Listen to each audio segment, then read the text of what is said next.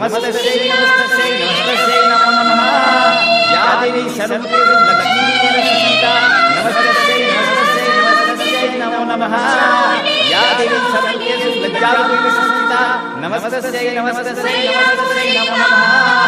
या देवी सर्वभूतेषु शान्तिरूपेण संस्थिता नमस्तस्यै नमस्तस्यै नमस्तस्यै नमो नमः या देवी सर्वभूतेषु विद्यारूपेण संस्थिता नमस्तस्यै नमस्तस्यै नमस्तस्यै नमो नमः या देवी सर्वभूतेषु दुर्गारूपेण संस्थिता नमस्तस्यै नमस्तस्यै नमस्तस्यै नमो नमः। प्रेम से बोलो दुर्गा माता की अत कहे तो बड़ी सवाए सासू अत कहे तो बड़ी सवाए सासू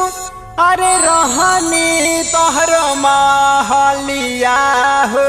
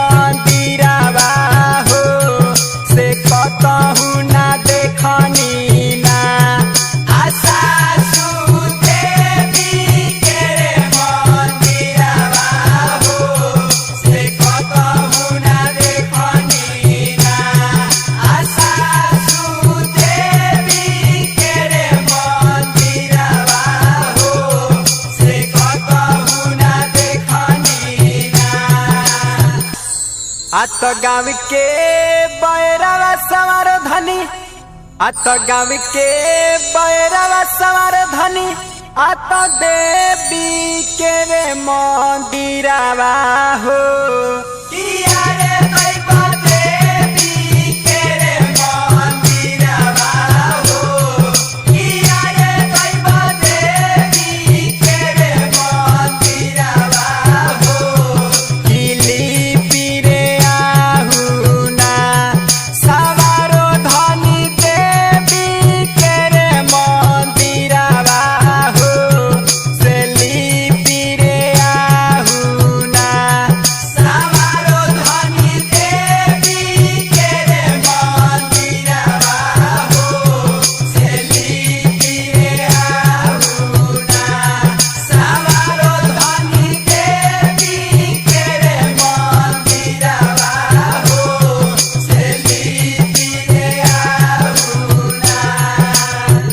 कहवा में पवलू सवार धनी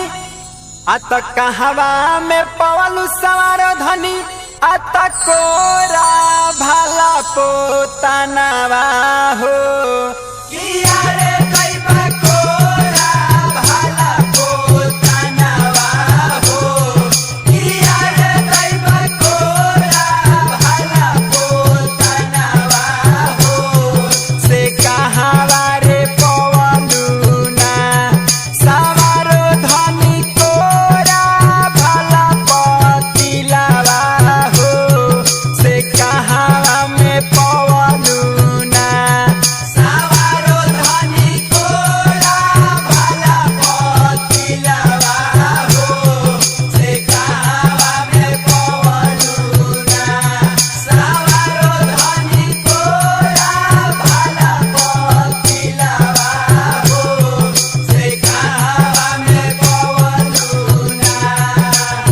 अत कोहरा दुआरवा सवार धनी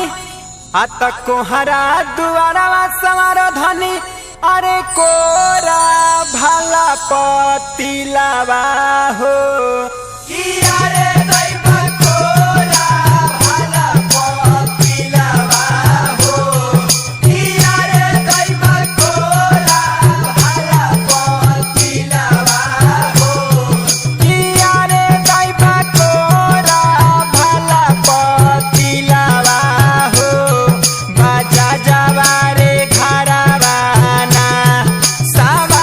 धनी कोरा भला पोता